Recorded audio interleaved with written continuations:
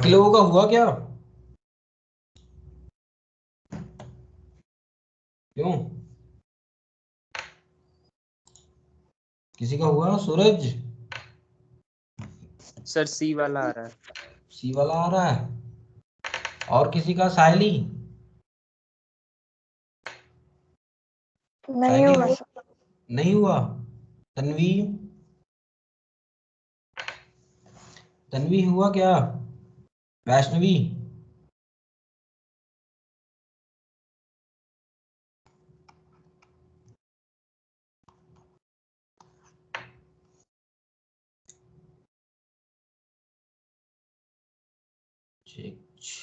तीन H2O balance कीजिए।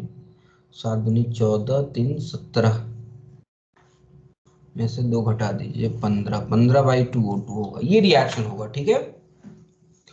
Oxygen gaseous state में है, benzoic acid,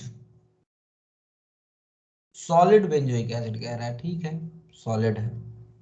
CO2 gaseous state में होगा और 27 डिग्री सेंटीग्रेड पे वाटर लिक्विड स्टेट में होगा।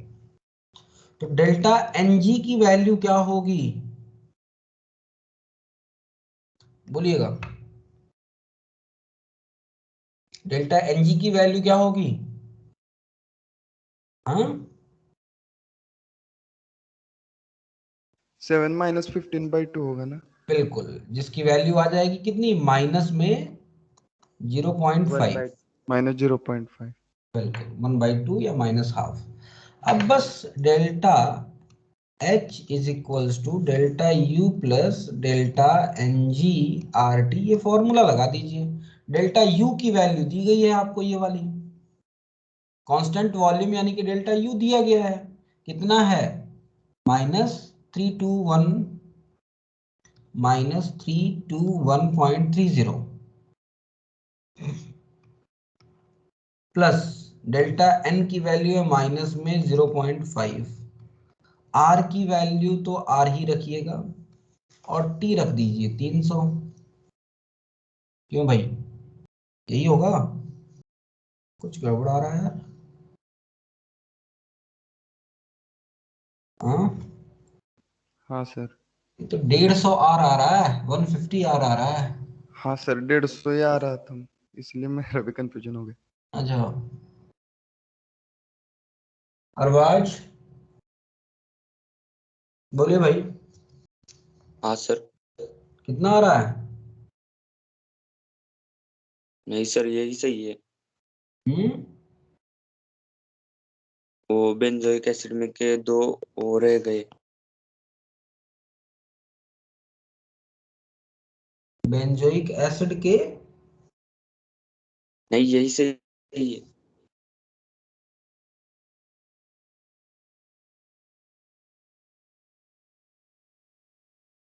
ऑक्सीजन बैलेंस्ड है ना? 15 2 17, 7 दूनी 14, 3 17। क्यों? Sir yes sir, reaction balance. है बैलेंस्ड पूरी। रिएक्शन तो बैलेंस्ड है, ठीक तो है। हमारा आंसर भी सर करेक्ट है, इसका अच्छा, ऑप्शन में कुछ गड़बड़। ओके। क्यों भाई सूरज, यस सर। क्या गड़बड़ हो गया?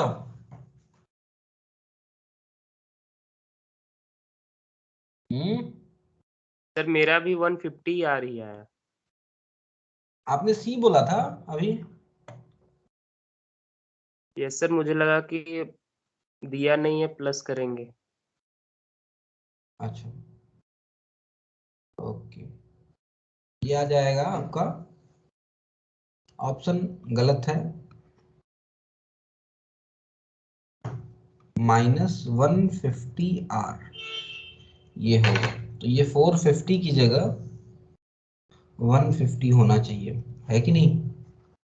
ये 1 होगा, ठीक है, यहां तक बोलिएगा जरा। हाँ सर।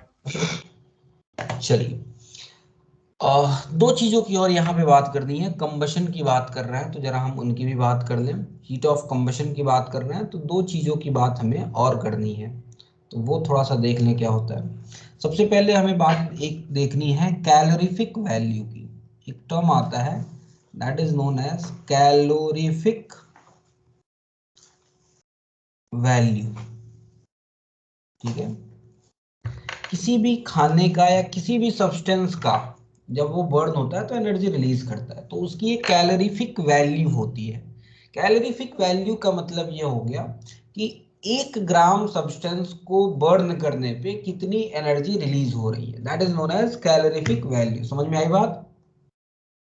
1 ग्राम सब्सटेंस को बर्न करने पे जो रिलीज होती है, heat produced, definition, heat produced in calorie, ठीक है, heat produced in calorie when 1 gram of a substance, कोई भी सब्सटेंस को जलाया जाए, ठीक है, इज कंप्लीटली बर्न्ड, ठीक है, और ऑक्सीडाइज्ड, भाई ऑक्सीजन से रिएक्शन हो रहा है तो ऑक्सीडाइज्ड ही होता है, ऑक्सीडाइज्ड, ठीक है। मैथमेटिकली अगर हम देखेंगे तो कैलोरीफिक वैल्यू जो आएगा mathematically, calorific value, calorific value जो आएगा वो होगा heat of combustion, heat of combustion. जब भी हम हीट ऑफ कंबशन की बात करते हैं पर मोल में बात करते हैं, लेकिन कैलोरीफिक वैल्यू पर ग्राम में बात करता है, तो क्या करना पड़ेगा, heat of combustion divide by what, divide by molecular weight, है कि नहीं भाई? 1 मोल के लिए अगर हीट ऑफ कंबशन पता है तो 1 ग्राम के लिए क्या करेंगे आप, मॉलिक्यूलर वेट से डिवाइड करेंगे, है कि नहीं? जरा बता दीजिएगा, ठीक है। हाँ सर। और एक चीज याद रखिएगा, हाइड्रोजन की कैलोरीफिक वैल्यू सबसे ज्यादा होती है। हाइड्रोजन की कुछ सब्सटेंसेस की मैं कैलोरीफिक वैल्यू लिखूं तो सबसे पहले मैं हाइड्रोजन का ही लिखता हूं। हाइड्रोजन के लिए जो कैलोरीफिक वैल्यू होती है जूल में, कैलोरी में भी बता सकते हैं आप, जूल में भी बता सकते हैं, हालांकि नाम कैलोरीफिक वैल्यू है लेकिन इवन आप जूल में भी बता सकते हैं। इसको लिख लीजिए, 1 gram of heat produced in calorie और जूल, हालांकि नाम है कैलोरीफिक वैल्यू लेकिन आप जूल में भी भाई तो कन्वर्ट कर सकते हैं, तो किसी भी में बताइए क्या फर्क पड़ता है। हाइड्रोजन के लिए किलो जूल पर मोल में बात, किलो जूल पर ग्राम में बात करें अगर, यूनिट होगी कैलोरीफिक वैल्यू की किलो जूल पर ग्राम, है कि नहीं? ठीक है, तो हाइड्रोजन के लिए जो वैल्यू होगी ये होगी 150, हाइड्रोजन के लिए कैलोरीफिक वैल्यू। लकड़ी के लिए कैलोरीफिक वैल्यू, लकड़ी की कैलोरीफिक वैल्यू 17 के आसपास होती है, ठीक है।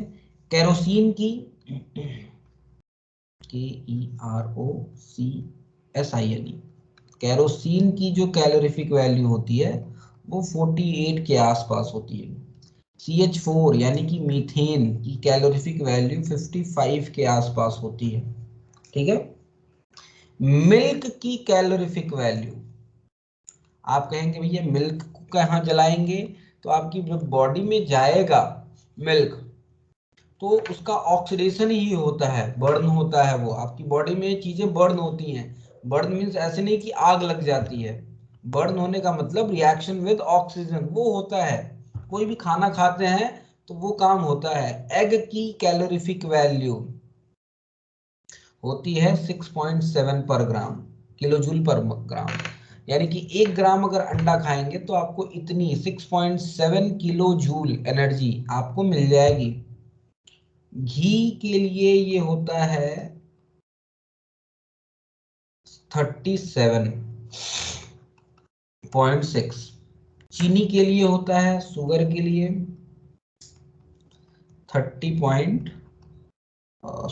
17.3 होता है।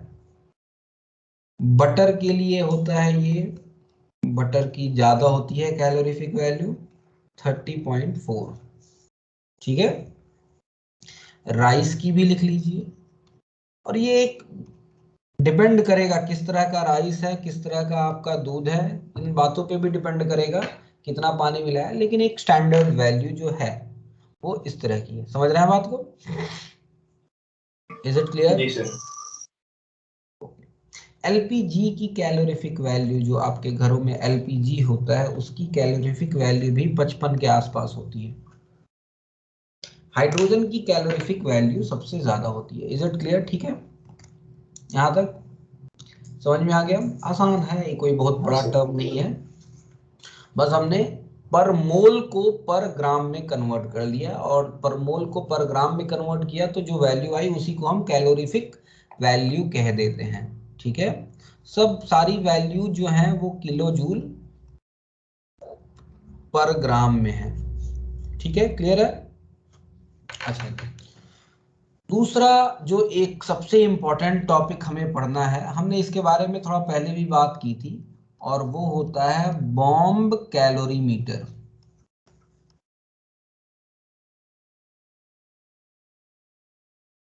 बॉम्ब कैलोरीमीटर किसी भी सब्सटेंस में, किसी भी सब्सटेंस को बर्न करने पे कितनी एनर्जी रिलीज होती है, इसके बारे में हमें बॉम्ब कैलोरीमीटर बताता है। और इसका सबसे पहले मैं पिक्चर बनाऊंगा नहीं, ठीक है,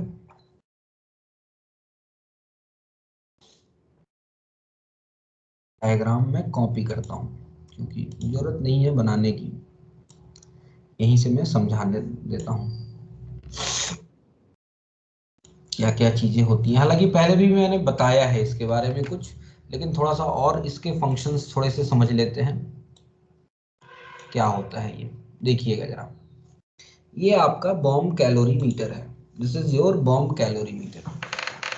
ठीक है, बॉम्ब जो होता है, देख रहे हैं आप शायद, इसको बॉम्ब कहते हैं, this is known as bomb.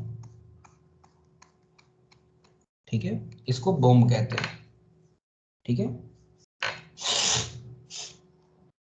और इस बॉम्ब में जिस भी सब्सटेंस को जलाना है आपको, वो और साथ में ऑक्सीजन हाई प्रेशर पे भरी होती है, मेटल की दीवारें होती हैं उसकी, मेटल के वायर्स होते हैं।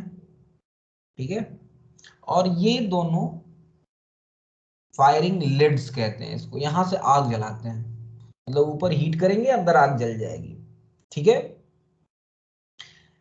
इसके अंदर भरा होता है यहाँ पे पानी, यहाँ पे जो पूरा है ये पूरा पानी भरा होता है, ये पूरा पानी है। ठीक है,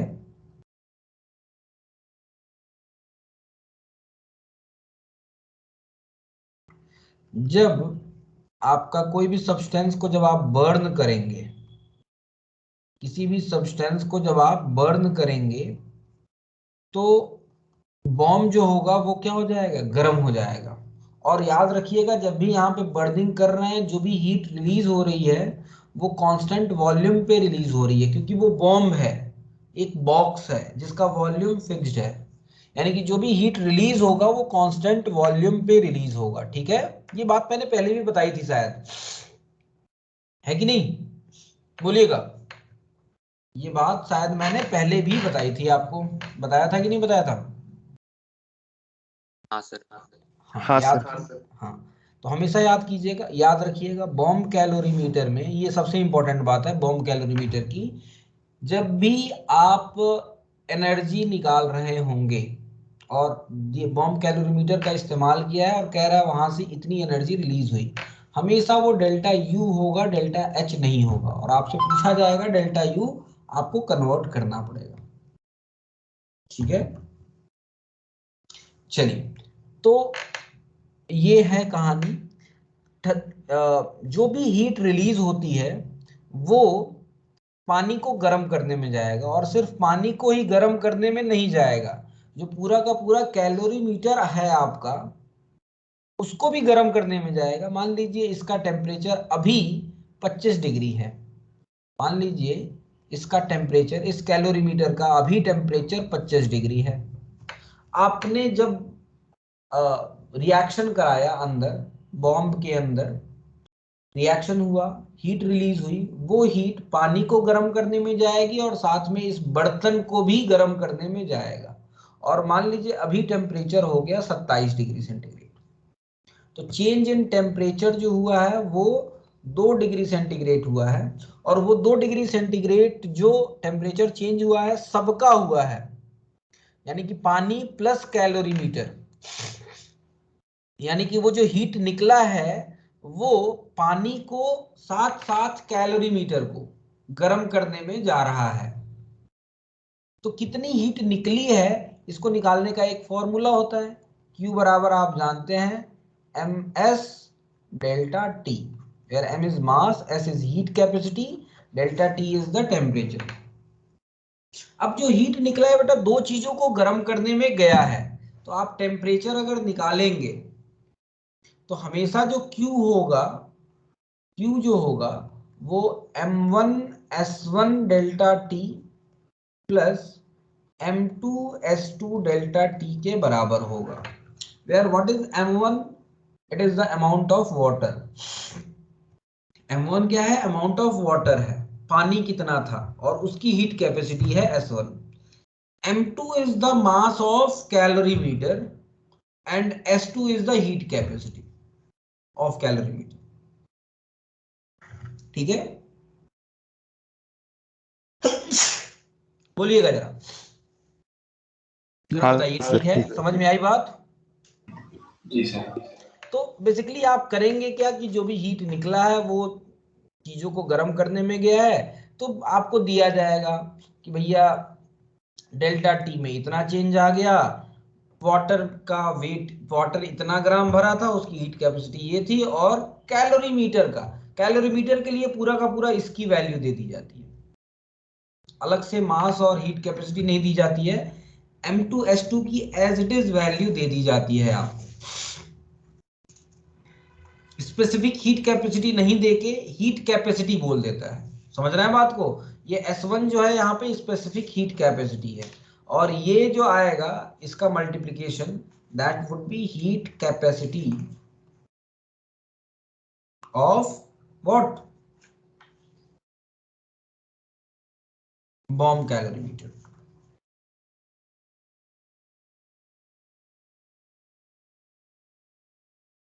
बोलिएगा, समझ में आई बात? Yes sir.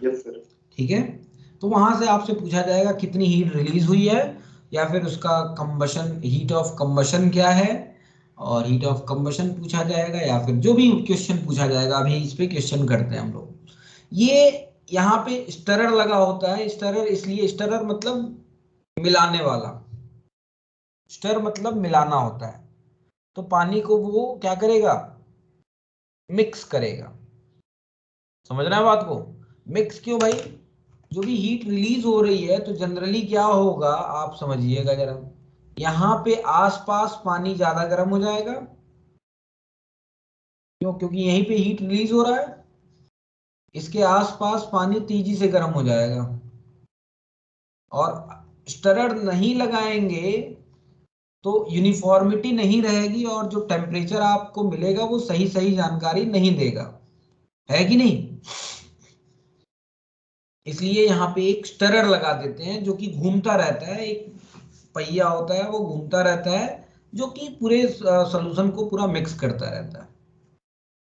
याद रखिएगा इस स्टरर को भी इतना तेज नहीं घुमाना होता है, क्योंकि ये अपने आप में एनर्जी दे रहा है सिस्टम को, है कि नहीं? तो अगर आप सही सही निकालना चाहते हैं तो आपको बाहर से कोई एनर्जी नहीं देनी है। Is it clear? क्लियर। समझ में आ गया? यहां से बॉम्ब कैलोरीमीटर से जब भी आप मेजर करते हैं डेल्टा यू मेजर करते हैं, डेल्टा एच मेजर नहीं करते हैं। Is it clear? Yes sir, clear. ठीक है, चलिए, तो अब हम इस पे कुछ क्वेश्चन सॉल्व करेंगे।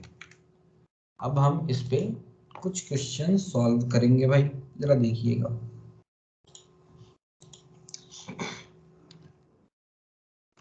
क्वेश्चन देता हूं एक,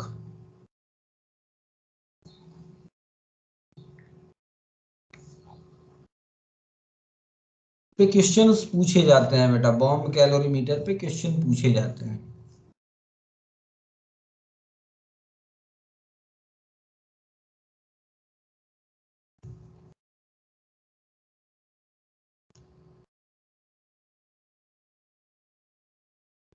चलिए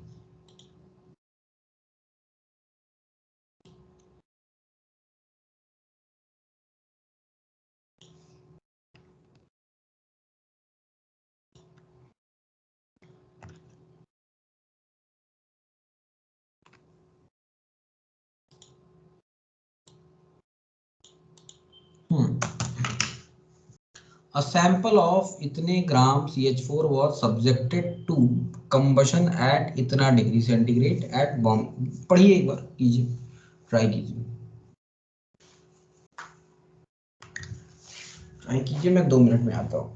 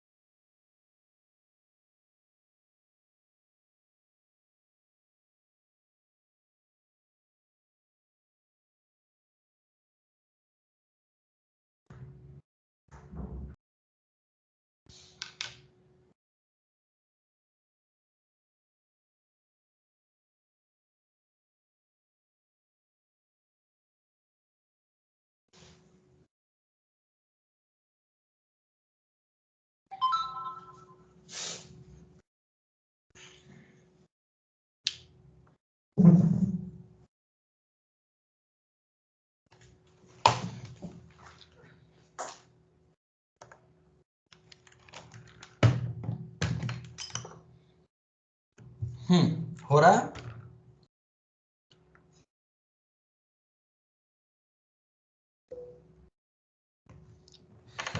A sample of इतने ग्राम CH4 was subjected to combustion at इतना in bomb calorimeter. The temperature of calorimeter system was found to rise by इतना। Calculate including water. अच्छा यहाँ पे देखिएगा, क्वेश्चन को थोड़ा सा और आसान कर दिया गया है।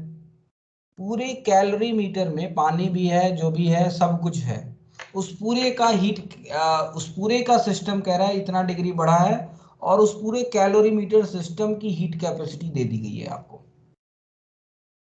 तो ये तो बड़ा ही आसान काम हो गया भाई। Q बराबर क्या हो जाएगा, C डेल्टा T।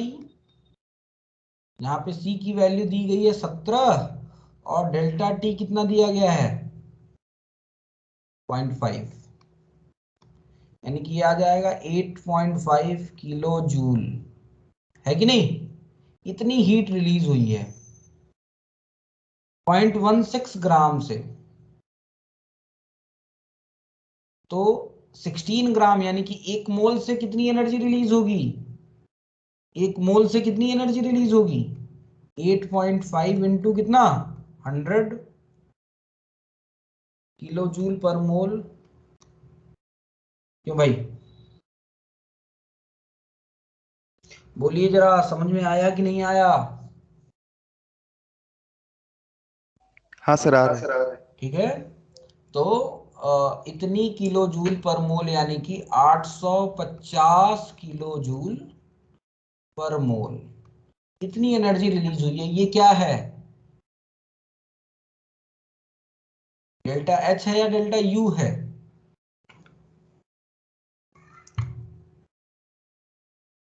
बोलिए जरा जल्दी, बोलिए भाई, ये डेल्टा एच है कि डेल्टा यू है।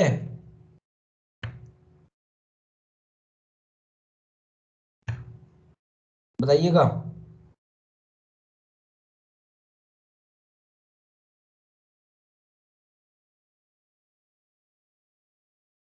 बोलिए भाई, डेल्टा एच है कि डेल्टा यू है। सर डेल्टा यू, ये डेल्टा एच यू, है। एच है बेटा, मैंने बताया कैलोरीमीटर से जब भी वैल्यू क्या कह रहा हूं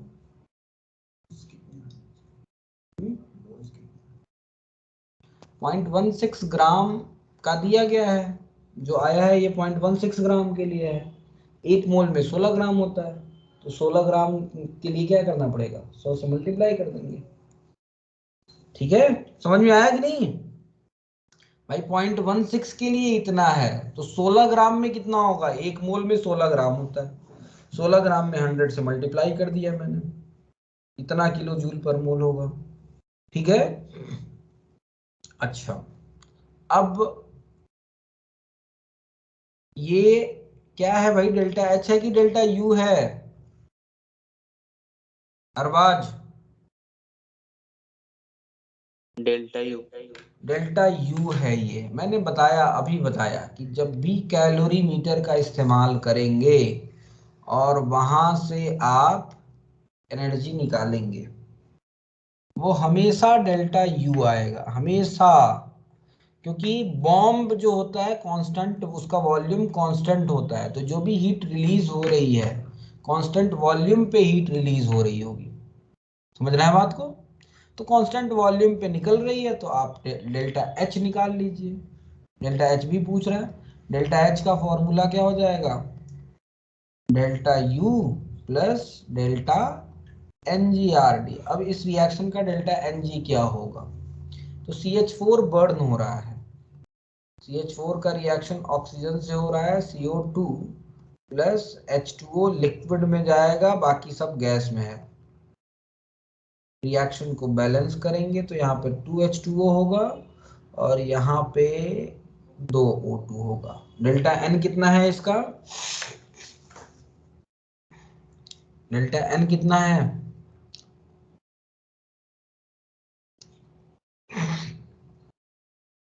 डेल्टा N कितना है, बोलिए भाई, थोड़ा जल्दी जल्दी बोलिए आप लोग। तन्वी कितना है?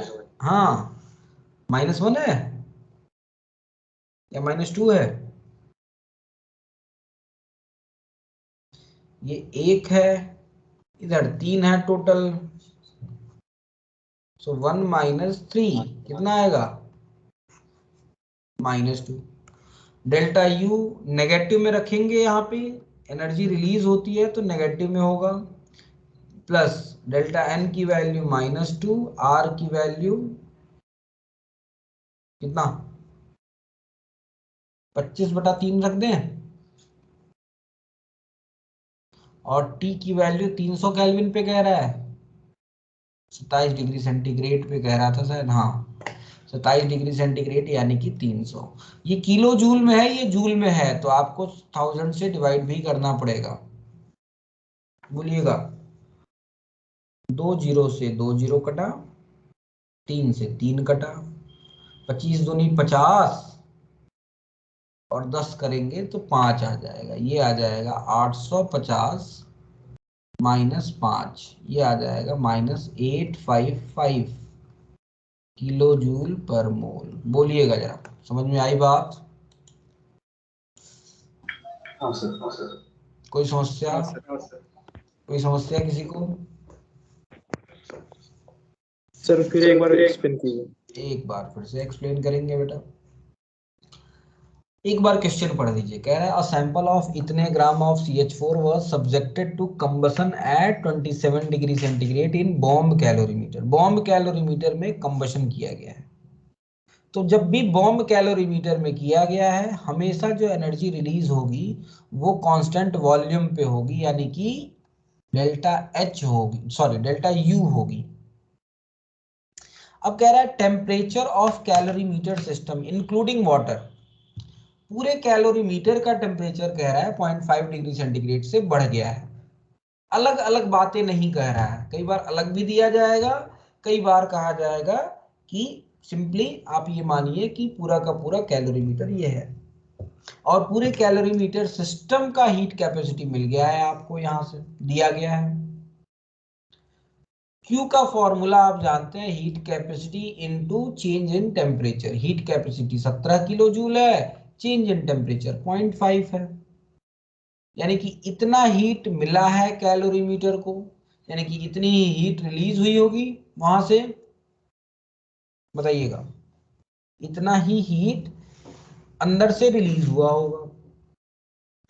मतलब 0.16 ग्राम मीथेन के बर्न होने पे, 0.16 ग्राम मीथेन के बर्न होने पे इतनी किलो जूल की एनर्जी हमें मिली है। इतना किलो जूल 0.16 ग्राम के लिए है, तो एक मोल के लिए कितना होगा, 16 ग्राम के लिए कितना होगा, क्या करेंगे, 100 से मल्टीप्लाई कर दिया मैंने पर मोल में कन्वर्ट करने के लिए, ये आ गया 850 किलो जूल पर मोल। बताइएगा जरा, समझ में आई बात? हाँ सर। अच्छा, अब डेल्टा एच भी पूछ रहा है, कांस्टेंट प्रेशर पे भी पूछ रहा है, यानी कि डेल्टा एच पूछ रहा है आपसे। डेल्टा एच का इक्वेशन होता है delta H equals to delta U plus delta N G R T. Delta U की वैल्यू 850 दी गई है, डेल्टा एन जी -2 दिया गया है, निकाला हमने अभी। ये समझ में आया कि नहीं, -2 कैसे आया? CH4 जब बर्न होगा तो ये रिएक्शन चल रहा है। R की वैल्यू मैंने 25/3 रख दी और टेम्परेचर 300 है, उसको 1000 से डिवाइड कर दिया। बोलिएगा जरा। Clear sir. ठीक है, समझ में आ गया? चलिए एक और क्वेश्चन करने की कोशिश करते हैं हम लोग।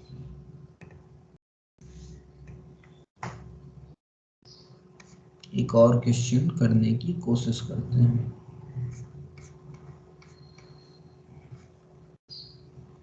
इसी पे देख रहा हूं कोई क्वेश्चन है कि नहीं है।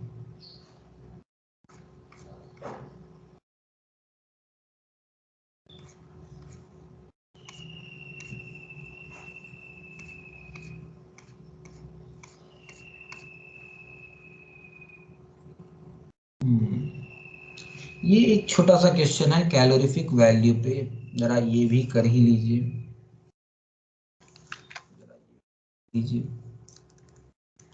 कैलोरीफिक वैल्यू पे छोटा सा क्वेश्चन है एक,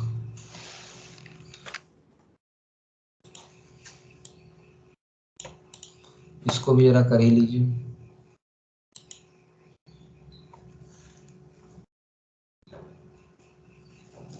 देखिए तो भाई जरा,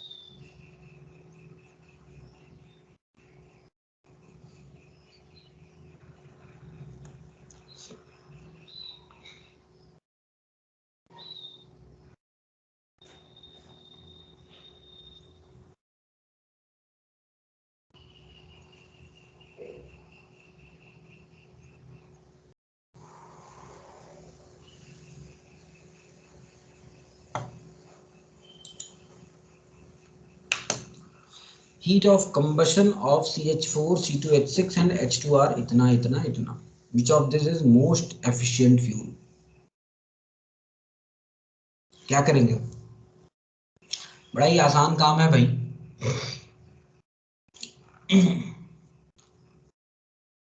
क्या करेंगे? पर मोल में दिया गया है,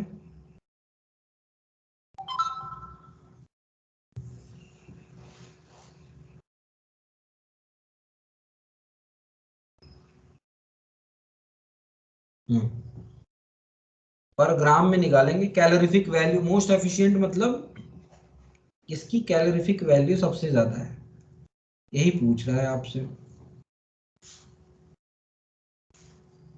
मोस्ट एफिशिएंट कौन होगा, जिसका 1 ग्राम जलाने पे ज्यादा एनर्जी रिलीज हो, वो सबसे ज्यादा एफिशिएंट होगा कि नहीं होगा?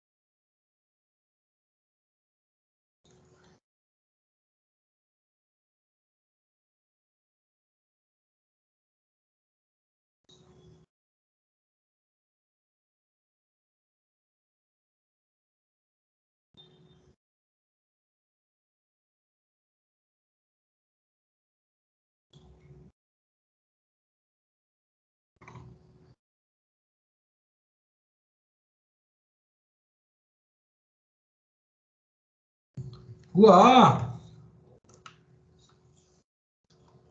क्यों भाई? CH4 के लिए कितना आएगा? 890.3 डिवाइड बाई 16। C2H6 के लिए कितना आएगा? 1559.7 डिवाइड बाई 30। और हाइड्रोजन के लिए कितना आएगा? 285.9 डिवाइड बाई 2। क्यों? सबसे ज्यादा आएगा इसका आएगा, यानी कि हाइड्रोजन इज मोस्ट एफिशिएंट। बताइएगा जरा, समझ में आया कि नहीं आया? बोलिए भाई। Yes, sir. क्या हो गया? आसान क्वेश्चन था ये, तो आसान था, इसमें तो कोई समस्या नहीं होनी चाहिए थी। क्यों? इसमें तो कोई समस्या नहीं है भाई।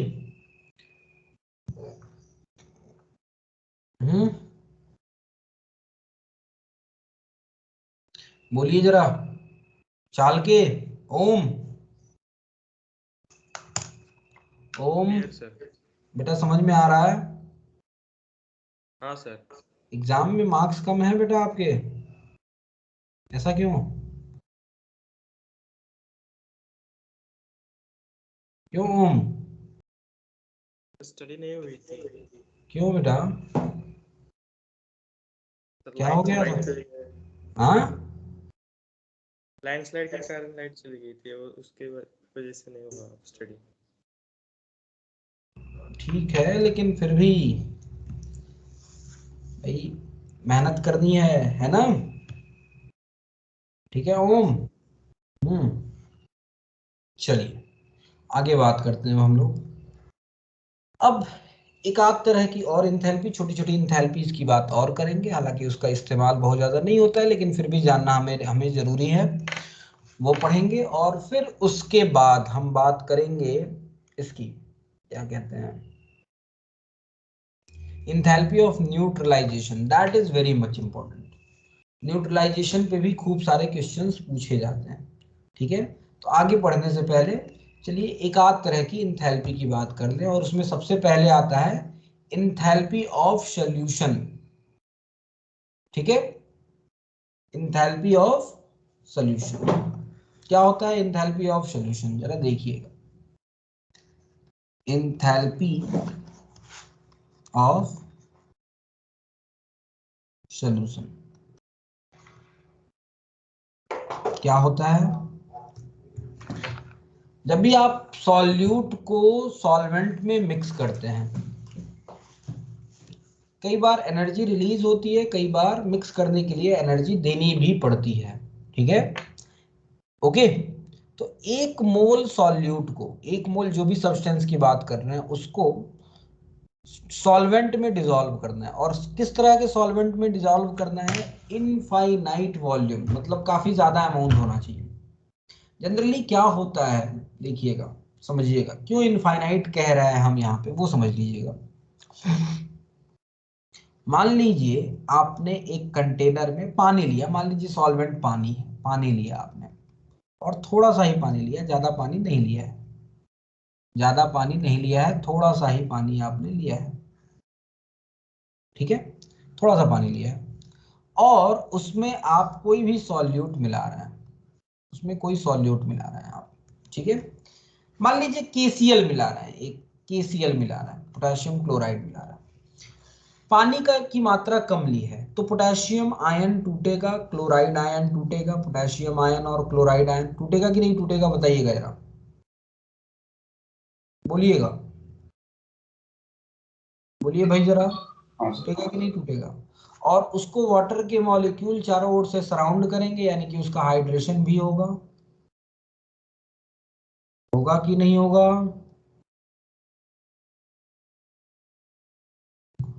बताइए जरा, उसका हाइड्रेशन होगा।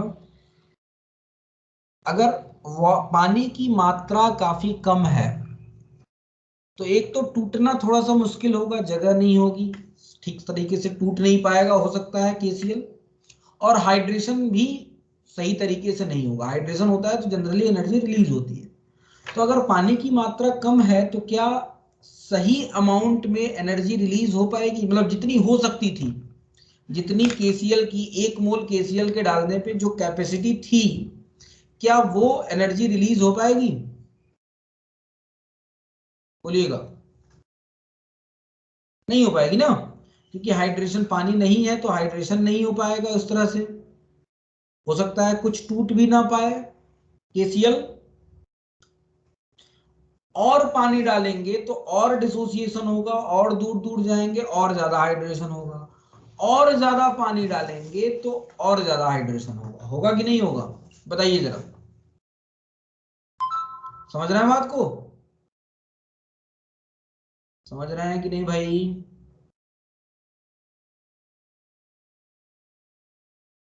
बोलिए।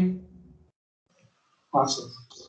ठीक है, और ज्यादा हाइड्रेशन होगा और ज्यादा एनर्जी इवॉल्व होगी।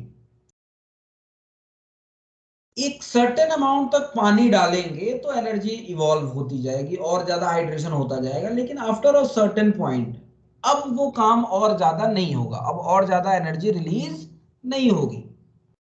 तो कम से कम आपको उतना पानी मिलाना है सो दैट अब फर्दर हाइड्रेशन ना हो सकने की गुंजाइश ही ना हो। ऑलरेडी इतना हाइड्रेशन हो चुका है कि अब फर्दर होने की गुंजाइश ना हो, यानी कि सफिशिएंट अमाउंट ऑफ सॉल्वेंट होना चाहिए। सफिशिएंट से ज्यादा अच्छा है कहना इनफाइनाइट अमाउंट। इनफाइनाइट का मतलब ऐसा नहीं कि आप पूरा भर के टंकी ले लेंगे 1 मोल केसीएल को डिसॉल्व करने के लिए। 1 मोल केसीएल को डिसॉल्व करने के लिए हो सकता है बाल्टी भर का पानी ही इनफाइनाइट हो। समझ में आ रही है बात? बोलिएगा, आ रही है बात कि नहीं? समझ में आ रही है बात कि नहीं? जी सर।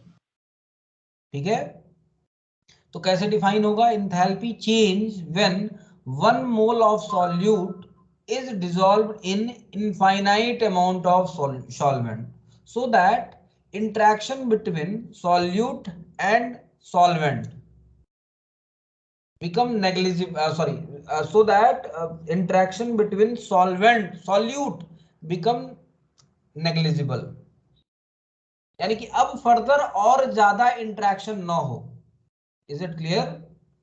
उसको हम क्या कहेंगे? Enthalpy of solution. ठीक है, कैसे डिफाइन करेंगे? enthalpy change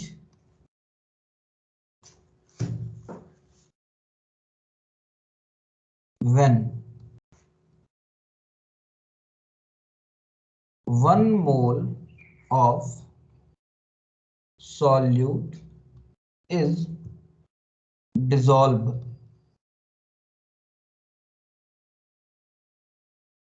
in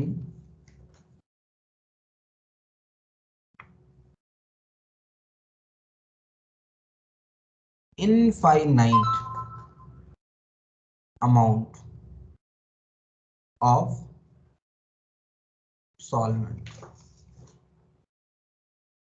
Enthalpy change when 1 mole of solute is dissolved in infinite amount of solvent, so that there will be negligible interaction। मतलब कहने का मतलब है पोटेशियम आयन और क्लोराइड आयन के बीच में अब कोई इंटरेक्शन ना बचे, इनफ दूर दूर हो जाए, वो इनफ हाइड्रेशन हो जाए। ठीक है, इंटरेक्शन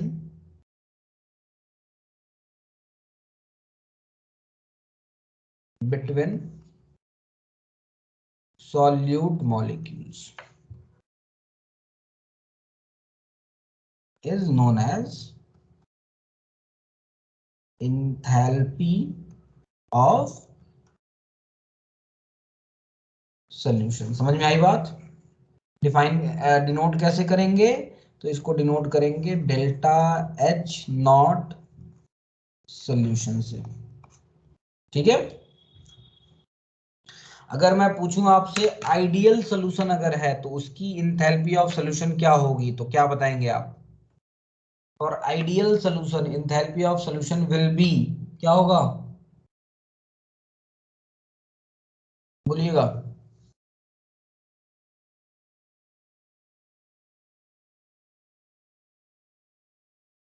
बोलिएगा।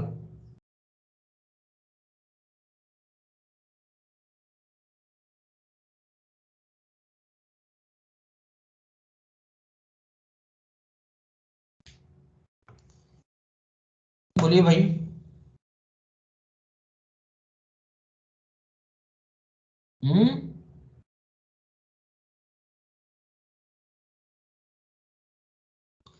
आइडियल सोल्यूशन आपने पढ़ा है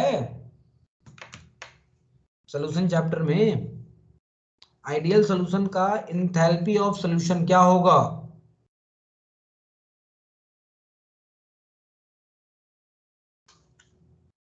पढ़ा था आपने वहां पे। डेल्टा एच क्या होता है आइडियल के लिए? आइडियल के लिए डेल्टा एच क्या होता है?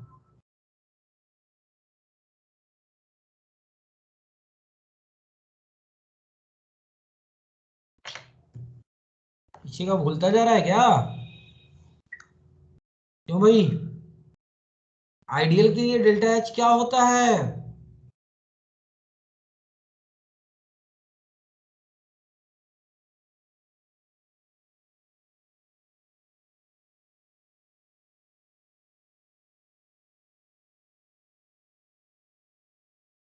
जीरो। जीरो होगा और क्या, obviously it will be zero. भाई जितना इंटरेक्शन सॉल्यूट के बीच में है उतना ही इंटरेक्शन अगर सॉल्यूट सॉल्वेंट के बीच में हो जाए तो कोई चेंज आएगा ही नहीं, है कि नहीं? कोई चेंज आएगा ही नहीं, जीरो हो जाएगा। होगा कि नहीं होगा? जस्ट एक मिनट।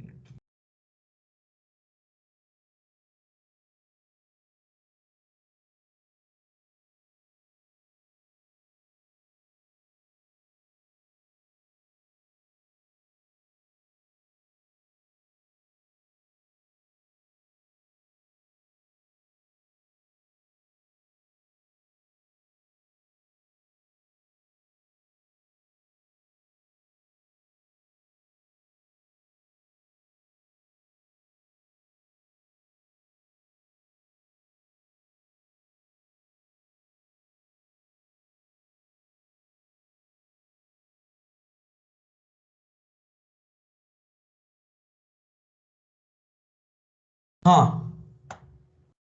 बताइएगा जरा भाई। Enthalpy of solution of a pure of ideal solution will be what? Zero. क्यों भाई? क्योंकि जो इंटरेक्शन सॉल्यूट सॉल्यूट के बीच में है वही सॉल्यूट और सॉल्वेंट के बीच में है। यही तो होता है आइडियल सॉल्यूशन। तो अगर वही इंटरेक्शन है तो कोई एनर्जी रिलीज, जितनी है तोड़ने में एनर्जी रिलीज होगी उतना नया सॉल्वेंट के साथ इंटरेक्ट करने में एनर्जी रिलीज हो जाएगी जितनी एब्जॉर्ब होगी। यानी कि यहाँ पे ध्यान रखने वाली बात है इंथैल्पी ऑफ सॉल्यूशन की बात हमने वहां भी कही थी कि enthalpy of solution for an ideal solution will be equal to what? Zero. Zero के बराबर होगा। Is it clear? ठीक है। यस। चलिए डेफिनेशंस जाननी है, इस पे क्वेश्चन डायरेक्ट नहीं बनते हैं, इस पे जो क्वेश्चंस बनते हैं बीच बीच में कहीं इंथैल्पी ऑफ सॉल्यूशन या इंथैल्पी ऑफ हाइड्रेशन आ जाता है तो वहां पे आपको जानने की जरूरत है। ठीक है। जैसे NaCl सॉलिड है, इसका रिएक्शन क्या होगा? NaCl मान लीजिए पानी में डिसॉल्व करना है तो NaCl सॉलिड को पानी में डिसॉल्व करेंगे आप और क्या बन जाएगा? NaCl aqueous. इसके लिए जो इंथैल्पी होगी उसको हम क्या कहेंगे? Enthalpy of solution of NaCl। बताना जरा, ठीक है? That would be enthalpy of solution of NaCl। Solid से एक्वस में जाने तक का जो सफर है उसमें जो एनर्जी रिलीज होगी, एक्वस का मतलब सब कुछ हो गया, डिसोसिएशन हो गया और हाइड्रेशन हो गया, सब कुछ जो भी चीजें हैं, ठीक है, दैट इज एक्वस तक में सब कुछ आपका कवर हो गया। उसमें जो एनर्जी रिलीज होती है या एब्जॉर्ब होती है उसको इंथैल्पी ऑफ सॉल्यूशन कहते हैं। बताइएगा, समझ में आई बात? बोलिए जरा।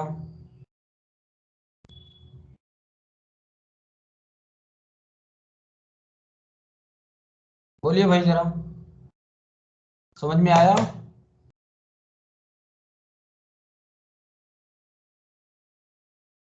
जी सर। बोल दिया कीजिए यार आप लोग। चलिए, तो ये रिएक्शन इस तरह का आएगा, ठीक है, रिएक्शन इस तरह का बनेगा। ओके, मतलब अगर इंथैल्पी ऑफ सॉल्यूशन के लिए रिएक्शन लिखने की कोशिश करेंगे तो कुछ इस तरह का रिएक्शन बनेगा, ठीक है।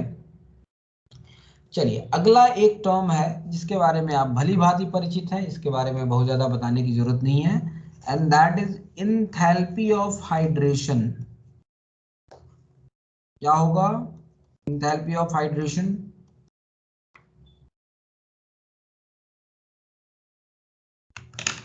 एक मोल आयन को हाइड्रेट होने में जो एनर्जी रिलीज होगी, है कि नहीं भाई? Na+ था, उसको गैसियस स्टेट में था, गैसियस स्टेट मींस अकेला था, और उसको आपने कन्वर्ट कर दिया Na+ एक्वस में, ठीक है। तो जो इंथैल्पी रिलीज होगी, जो एनर्जी रिलीज होगी, that would be enthalpy. Hydration हो गया ना भाई, टूटा तो था ही, तोड़ने की जरूरत नहीं है। अगर तोड़ के हाइड्रेट करना पड़े then it is solution, enthalpy of solution. तोड़ने की जरूरत नहीं है आपको, ऑलरेडी वो आयनिक फॉर्म में है, बस आपने उसको हाइड्रेट कर दिया, पानी से चारों ओर वाटर के मॉलिक्यूल ने उनको घेर लिया। समझ में आई बात? बोलिएगा। तो यहां से जो इंथैल्पी रिलीज हुई that is known as enthalpy of hydration, ठीक है। Is it clear? Yes sir, clear. ठीक है। So this is enthalpy of hydration. जैसे Cl- गैसियस स्टेट में है, उसको आपने n amount of water, n mole of water से रिएक्ट कराया और आपने उसको Cl- एक्वस में कन्वर्ट कर दिया, तो इसको हम कहेंगे delta H0 hydration.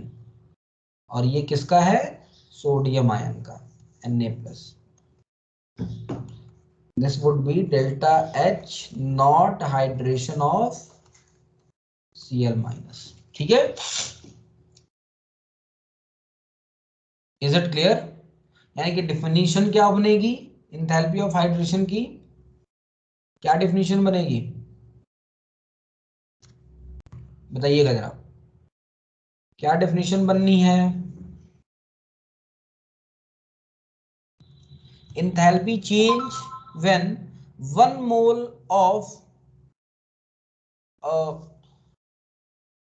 a gaseous ion is dissolved in water to give its aqueous ion, है कि नहीं? बात समझ में आ रहा है? Enthalpy change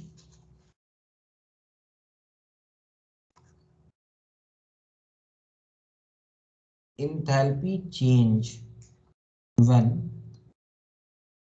1 mole of a gaseous ion, gaseous ion का मतलब आइसोलेटेड स्टेट में हो, ठीक है, इज सराउंडेड बाय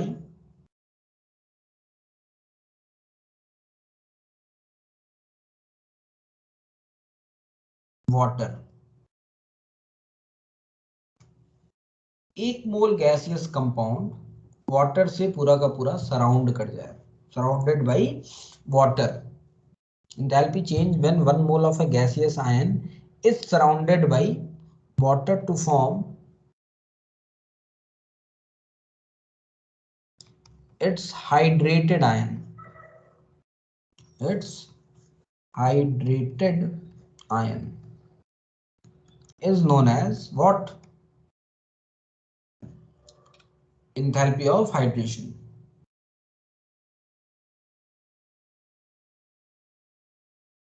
बोलिएगा, समझ में आई बात? बोलिएगा जरा, समझ में आया कि नहीं आया?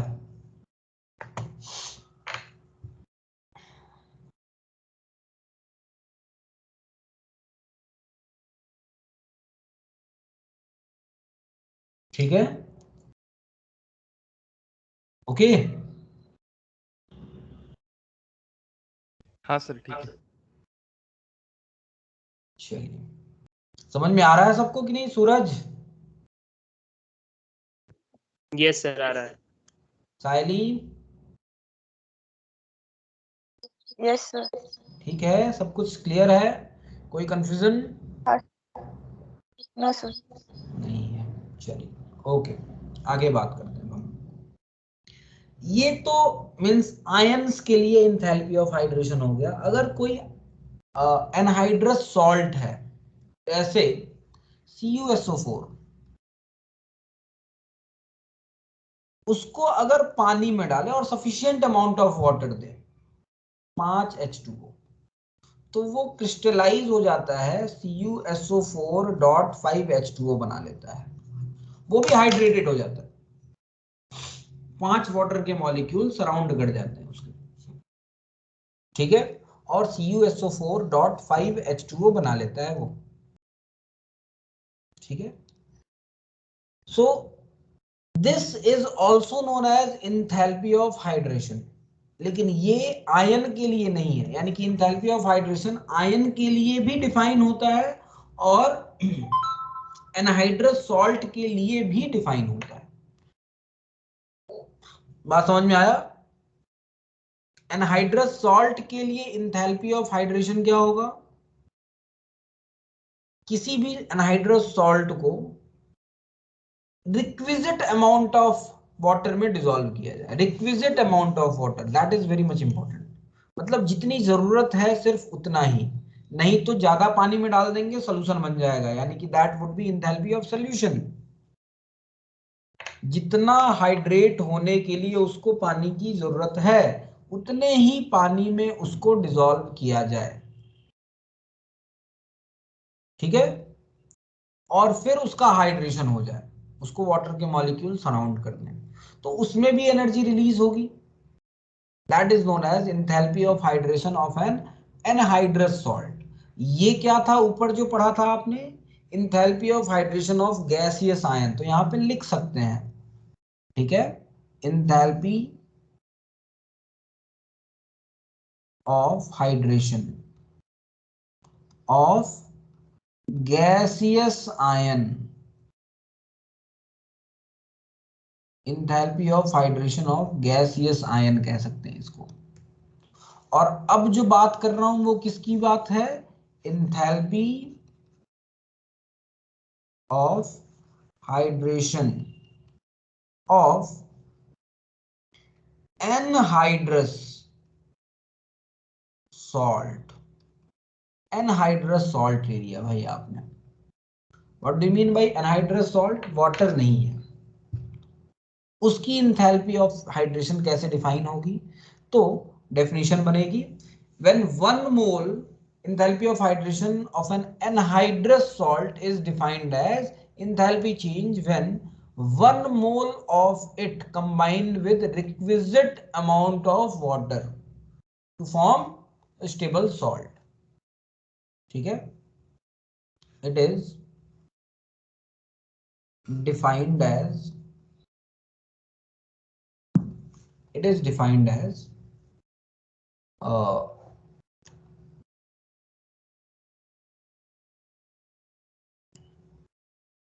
when 1 mole of anhydrous salt is dissolved in requisite, requisite का मतलब जितनी जरूरत हो उतना ही, dissolved in requisite amount of water to form, जितनी जरूरत है उतना ही आपको पानी देना है, to form a new stable hydrated salt.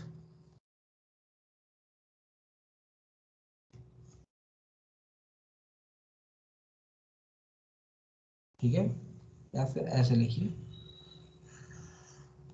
when 1 mole of anhydrous salt is dissolved in requisite amount of water to form a new stable hydrated salt, it is known as enthalpy of hydration। यानी कि enthalpy of hydration दो तरह की चीजों के लिए defined है। किसके किसके लिए? एक एनहाइड्रस सॉल्ट के लिए और दूसरा किसके लिए? आयंस के लिए। Is it clear? ठीक है, इज इट क्लियर? जैसे K2SO4 डॉट Al2SO4 थ्राइस, इसको वाटर से मिला दें और ये बन जाए K2SO4 dot Al2SO4 thrice dot 24H2O। Is it clear? तो ये यहाँ पे जो इंथैल्पी रिलीज होगी, यहाँ पे डेल्टा H नॉट हाइड्रेशन जो रिलीज होगी, जो एनर्जी रिलीज होगी, that energy is known as enthalpy of hydration of this salt. Is it clear? बताइएगा जरा, समझ में आई बात? Yes sir. कोई कंफ्यूजन? कोई कंफ्यूजन? नहीं सर, कोई कंफ्यूजन नहीं। ठीक है, चलिए ओके, आगे बात करते हैं हम।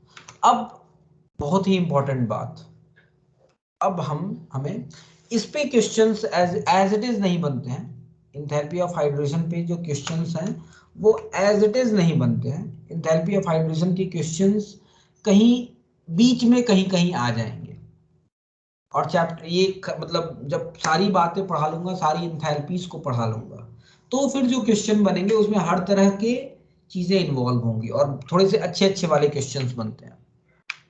कई बार रेजोनेंस एनर्जी वाले जो क्वेश्चन बनते हैं वो काफी अच्छे बनते हैं रेजोनेंस एनर्जी निकालने के लिए, या फिर बॉन्ड एनर्जी वाले क्वेश्चंस जो बनते हैं वो काफी अच्छे बनते हैं। ठीक है, क्योंकि उसमें सब चीजें मिक्स होती हैं एक साथ।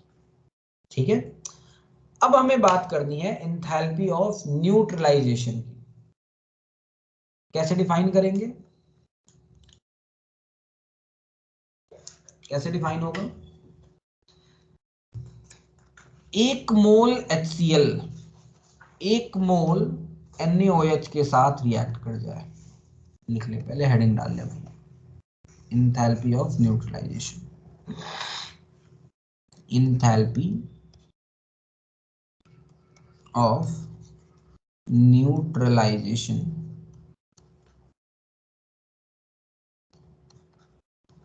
enthalpy of neutralization delta H naught NEUT neutralization. ठीक है, ठीक है, कैसे डिफाइन होगा?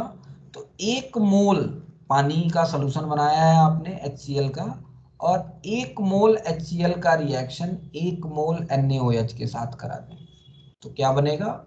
न्यूट्रलाइजेशन होगा, acid plus base give salt plus water, neutralization होगा और एनर्जी रिलीज होगी, है कि नहीं?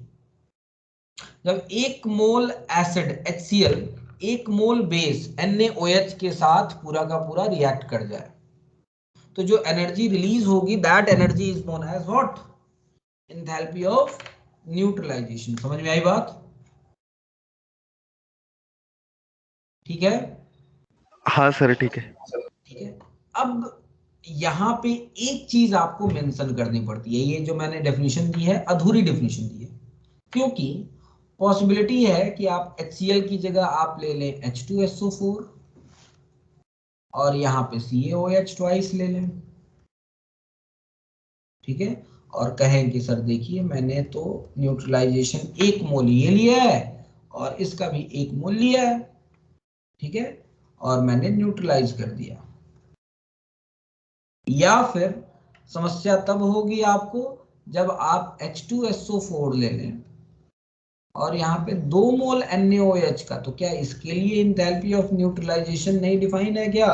क्योंकि ये तो 1 मोल है और वो 2 मोल है, कैसे डिफाइन करेंगे? तो समझिएगा, जरा थोड़ा समझ लीजिएगा, रुक जाइएगा, यहाँ डेफिनेशन को थोड़ा सा मॉडिफाई करना पड़ेगा। जब भी एसिड और बेस रिएक्ट करते हैं, न्यूट्रलाइजेशन होता है, आप देखिएगा क्या होता है, क्या होता है। जैसे मान लीजिए मैं HCl का NaOH के साथ रिएक्शन कराऊं, तो HCl टूट के बनाता है H+ और Cl-, NaOH टूट के बनाता है NaOH + OH-। अब ये H+ और OH- आपस में रिएक्ट करके H2O फॉर्म करते हैं और Na+ और Cl- सोल्यूशन में एज इट इज एग्जिस्ट करता है कि नहीं करता है?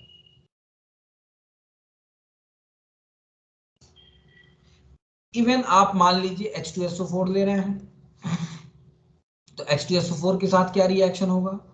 2H+ plus sulphate ion plus calcium ion plus 2OH- ion मिलके 2H2O plus calcium ion plus sulphate ion देंगे कि नहीं देंगे? बताइएगा जरा। रिएक्शन किसके किसके बीच में हो रहा है? H और OH के बीच में। बाकी कैल्शियम और सल्फेट आयन तो स्पेक्टेटर आयन है, they will be just there to see that reaction is happening, है कि नहीं? बताइएगा, ठीक है।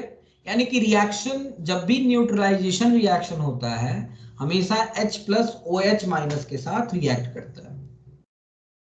तो डेफिनेशन को थोड़ा सा हम मॉडिफाई करते हैं। enthalpy change when 1 mole of H+ will react with 1 mole of OH-, है ना? 1 मोल H+ 1 मोल OH- के साथ रिएक्ट करता है, तो जो भी इंथैल्पी चेंज होगी that would be enthalpy of neutralization. बताइएगा। यानी कि अगर आप H2SO4 according to that definition, अगर H2SO4 और कैल्शियम हाइड्रोक्साइड को अगर आप रिएक्ट करा रहे हैं, दोनों का भले ही आपने 1-1 मोल लिया है, लेकिन जो इंथैल्पी ऑफ न्यूट्रलाइजेशन है ये 2 मोल H+ और 2 मोल OH- का है। तो इसका जो इंथैल्पी ऑफ न्यूट्रलाइजेशन आएगा that would be not actually defined as the enthalpy of neutralisation.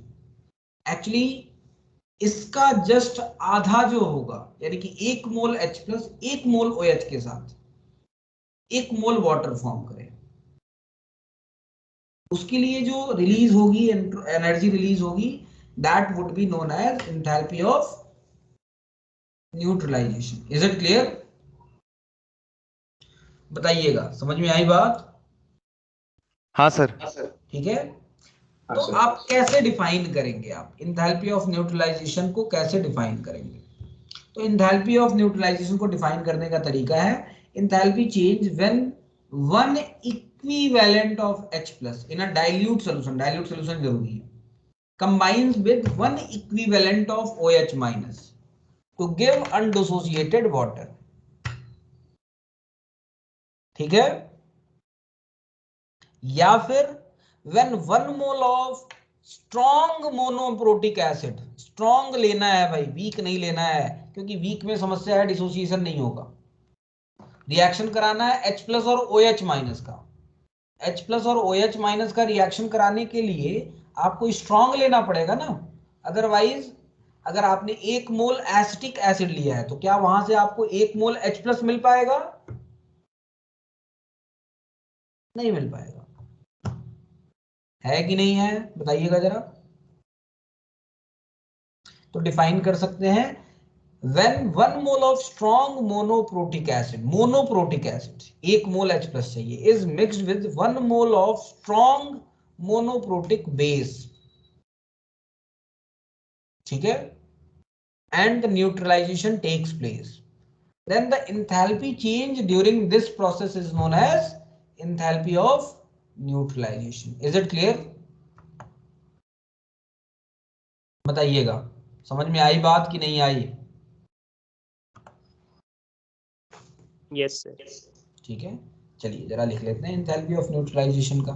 अच्छा, ये बात एक और बड़ी मजेदार बात है, बहुत ही मजेदार बात है। कोई भी स्ट्रॉन्ग एसिड और स्ट्रॉन्ग बेस, मोनोप्रोटिक एसिड या डाइप्रोटिक एसिड, बस एक इक्विवेलेंट ऑफ H प्लस होना चाहिए उसमें। कोई भी एसिड ले लें, कोई भी बेस ले लें, हर बार रिएक्शन तो H प्लस और OH माइनस के बीच में ही होना है कि नहीं होना है?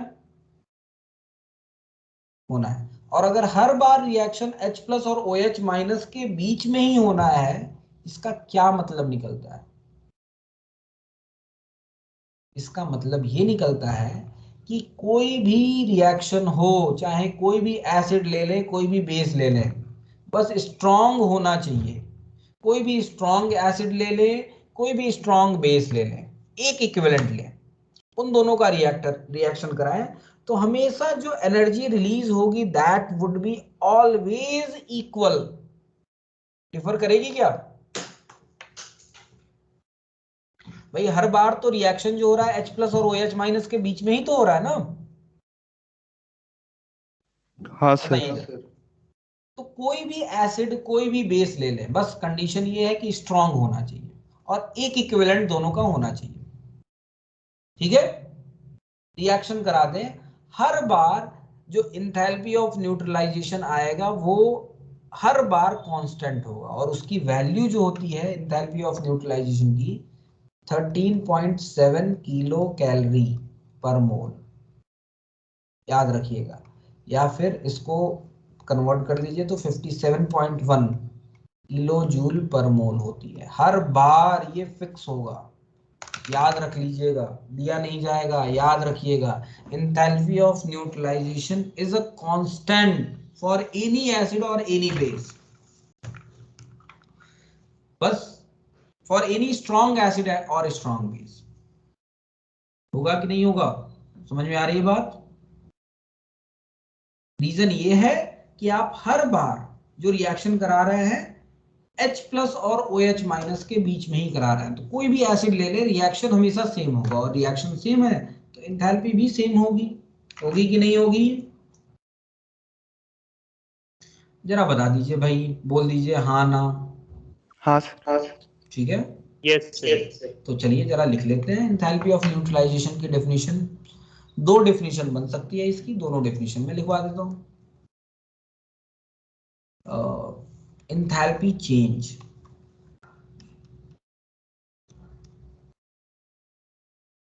when 1 equivalent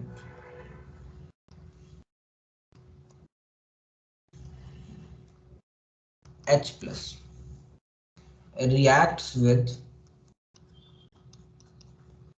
H plus या फिर इवन एसिड भी कह सकते हैं आप।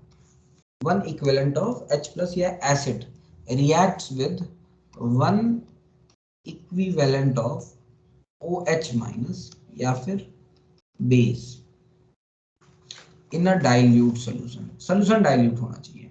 डाइल्यूट सोल्यूशन से क्या रिलेशन है? डाइल्यूट सोल्यूशन लेंगे तो डाइल्यूट सोल्यूशन लेंगे, अगर डाइल्यूट सोल्यूशन लेंगे आप, तो in that case total dissociation पूरा रहेगा। यानी कि अगर एक इक्विवेलेंट H प्लस लिया आपने लेकिन सोल्यूशन कंसंट्रेटेड कर दिया, तो कंसंट्रेटेड सोल्यूशन में कई बार हो सकता है कि कुछ डिसोसिएट ना हुए हों, फिर रिएक्शन नहीं हो पाएगा, उनका मुश्किल हो जाएगा। रिएक्शन नहीं होगा तो पूरी एनर्जी नहीं रिलीज होगी। So enthalpy change when 1 equivalent of H plus या acid reacts with 1 equivalent of OH minus in a dilute solution to form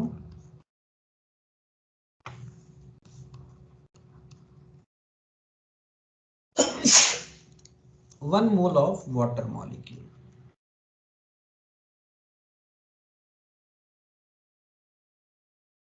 is known as what? Enthalpy of neutralization. समझ में आई बात? इसको हम क्या कहेंगे? Enthalpy of neutralization. Is it clear? ठीक है यहां तक?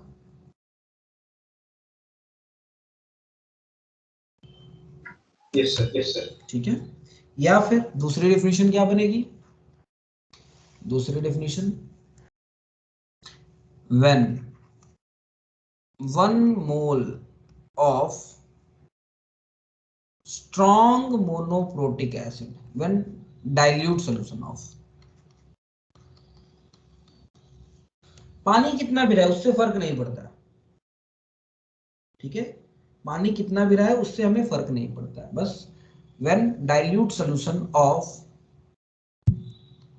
1 mole of strong monoprotic acid, strong monoprotic acid is reacted with dilute solution of 1 mole of 1 mole of strong monoprotic base। 1 mole monoprotic acid का रिएक्शन 1 मोल monoprotic acid base से हो जाए, monoprotic base से हो जाए। ठीक है, then the enthalpy change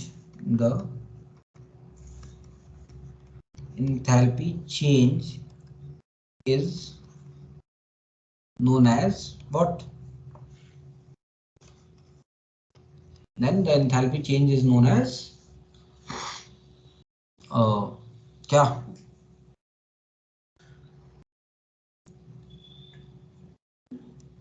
Enthalpy of neutralization।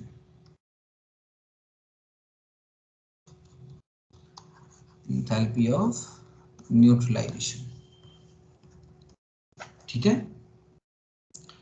its value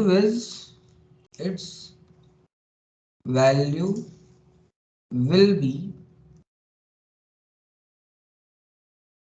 constant for all strong acid and strong base। इसकी वैल्यू स्ट्रॉन्ग एसिड या स्ट्रॉन्ग बेस के लिए कांस्टेंट होगी। ठीक है, and equal to, and it is equal to कितना? 13.7 kilo calorie पर मोल और 57.1 किलो जूल पर मोल। ठीक है, ठीक है, यहां तक बात समझ में आई कि नहीं आई? हाँ सर। दूसरी बात, अगर आपने वीक एसिड या वीक बेस लिया है तो रिएक्शन पूरा होगा कि नहीं होगा? मान लीजिए एक वीक एसिड और स्ट्रॉन्ग बेस ले लिया, रिएक्शन पूरा होगा कि नहीं होगा? बताइएगा जनाब। अगर आपने स्ट्रॉन्ग एसिड ले लिया और वीक बेस ले लिया, रिएक्शन पूरा कंप्लीट होगा कि नहीं होगा?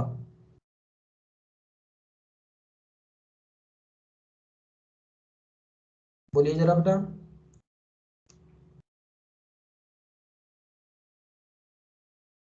बोलिए जरा, रिएक्शन कंप्लीट होगा या नहीं अगर आपने स्ट्रॉन्ग एसिड और वीक बेस लिया है, या दोनों वीक लिया है या दोनों स्ट्रॉन्ग लिया है, दोनों एक, कोई भी एक वीक लिया है या दोनों वीक लिया है, रिएक्शन कंप्लीट होगा कि नहीं होगा?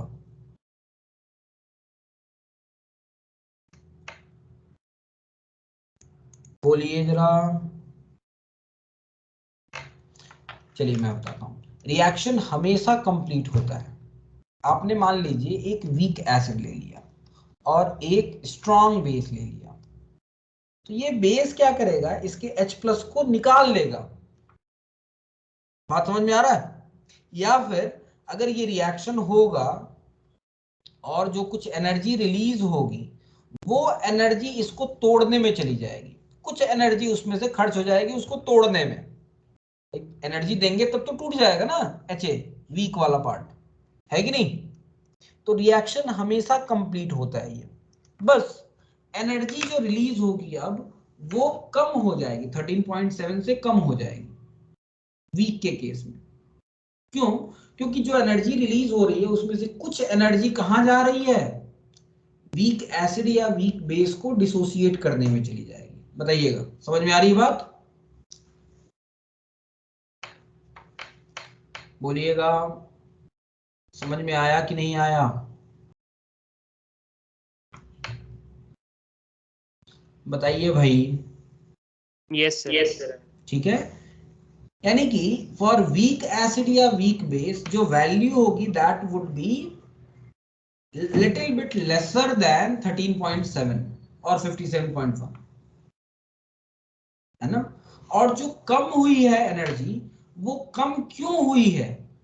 वो कम होने का रीजन ये है कि वो जो एनर्जी चली गई है वीक एसिड या वीक बेस को डिसोसिएट करने में खर्च हो जाएगी, क्योंकि वीक है, अपने आप डिसोसिएट नहीं हो रहा है, उसको एनर्जी देनी पड़ेगी तब डिसोसिएट होगा।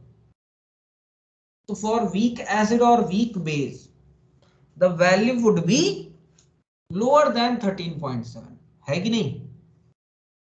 फॉर वीक एसिड और weak base value will be lower than 13.7, ठीक है? it is due to some amount of energy कहाँ जाएगी, goes to dissociate the weak acid और weak base। समझ में आई बात? अगर मान लीजिए कोई वीक एसिड का स्ट्रॉन्ग बेस के साथ रिएक्शन करा रहा है और मान लीजिए जो एनर्जी रिलीज हुई वो 12 किलो कैलोरी पर मोल एनर्जी रिलीज हुई, मैं पूछूं कि कितनी एनर्जी गई है डिसोसिएट करने में, क्या बताएंगे आप?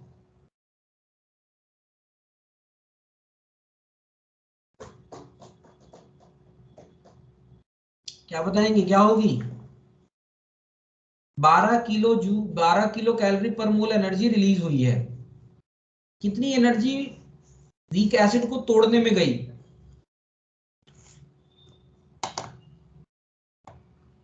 बोलिए भाई, जरा जल्दी बोलिए, टाइम हो गया है, जल्दी से बोल दीजिए। Sir 1.7 kilo calorie. दूसरी बात, एक बहुत ही इंपॉर्टेंट बात है, इसको लिख लीजिएगा, एनर्जी हमेशा रिलीज होती है, यानी कि हमेशा एंथैल्पी ऑफ न्यूट्रलाइजेशन क्या होगा, एक्सोथर्मिक प्रोसेस होगा, और ये नेगेटिव होगा, होगा कि नहीं होगा? Yes sir. ठीक है, enthalpy of neutralization is always negative and it is an exothermic process. इसको लिख लीजिएगा, इसको मैं लिख नहीं रहा हूं, कल हम इस पे क्वेश्चन करेंगे, आज के लिए इतना ही करते हैं। ठीक है, ठीक है भाई, ओके, थैंक यू।